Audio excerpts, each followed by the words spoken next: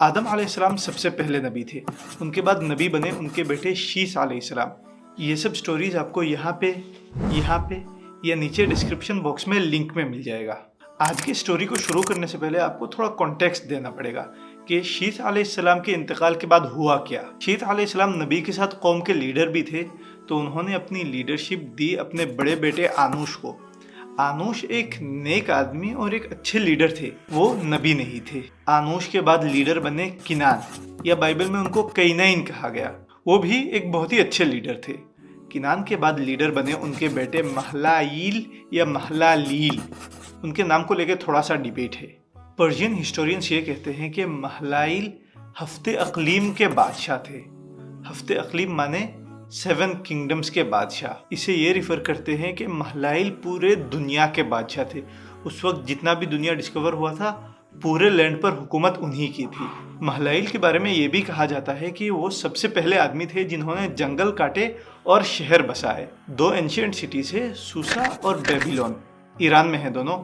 ये कहा जाता है कि दोनों को महलाईल ने ही बसाया था, पर यह सब बात कहा जाता है। इतने पुराने हिस्ट्री का कोई गारंटी नहीं दे सकता। महलाईल एक बहुत ही सक्सेसफुल राजा थे। उनके बाद लीडर बने उनके बेटे यर्द। बाइबल में उनको जेरड कहा गया। यर्द के बेटे थे खनूख।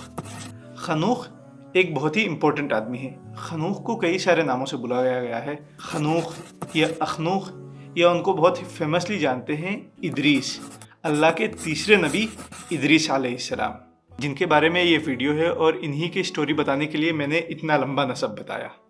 इदरीस अलैहिस्सलाम के बारे में कुरान शरीफ में आता है, वज़कुर फिल किताब इदरीस, आप किताब में इदरीस के बारे में बताइए। इन्नहु कान सिद्दीक़न नबिय्या, वो एक सच्चे नबी है। व रफ़अनाहु मकानन अलिय्या, और हमने उनको ऊंचे मकाम में उठाया है। ये जो तीसरा पार्ट है, व रफ़अनाहु मकानन अलिय्या, हमने उनको ऊंचे मकाम में उठाया है, इस बात को ज़हन में रखिएगा।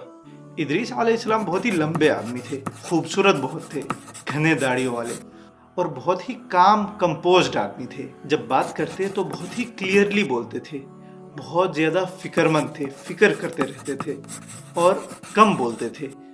जब ज़रूरत हो सिर्फ तभी बोलते थे। उनके बारे में है कि वो पहले इंसान हैं जिन्होंने कलम से लिखा। लिखने का कॉन्सेप्ट इदरीस अलैहिस्सलाम से पहले कुछ था ही नहीं। आदम अलैहिस्सलाम और शीस अलैहिस्सलाम के जैसा ही इदरीस अलैहिस्सलाम शिर्क को रोकने नहीं आए थे, वो गुनाहों को रोकने आए थे। उनके वक्त तक लोगों ने शिर्क करना शुरू नहीं किया, लेकिन लोग बहुत गुनहगार हो गए थे, और इदरीस अलैहिस्सलाम का मिशन यही था कि लोगों को गुनाहों के रास्ते से रोके और नेकियों का रास्ता दिखाए, हिदायत का रास्ता दिखाए। इदरीस अलैहिस्सलाम ने बहुत तबलीग की। ये भी कहा जाता है कि इदरीस अलैहिस्सलाम के टाइम पे दुनिया में हर कोई नेक मुसलमान हो चुका था। एक भी आदमी ऐसा नहीं था कि गुनहगार था। अल्लाह ने एक बार इदरीस अलैहिस्सलाम से फरमाया था कि दुनिया में जितने भी लोग हैं, वो एक दिन में जितनी भी नेकियां करते हैं, पूरे दिन में उन सब नेकियों का डबल इदरीस अलैहिस्सलाम को मिलेगा, क्योंकि उन्होंने ही अल्लाह के हुक्म से नेकी करने का रास्ता दिखाया। तो इदरीस अलैहिस्सलाम को बहुत ज़्यादा शौक़ हुआ कि वो बहुत ज़्यादा नेकियां कमाए। ऑफ कोर्स ये वो नबी है, उनको ये शौक़ होगा ही। तो उन्होंने सोचा मेरी हयात जितनी लंबी होगी मुझे उतनी नेकियां मिलेंगी। तो उनको शौक़ चढ़ा कि वो बहुत लंबे टाइम तक बचे रहे, मरे नहीं। फ्री का सवाब किसको पसंद नहीं, और ऊपर से इदरीस अलैहिस्सलाम नबी थे। एक नबी की मोहब्बत अल्लाह से कितनी ज़्यादा होगी, हम तो वो इमेजिन भी नहीं कर सकते।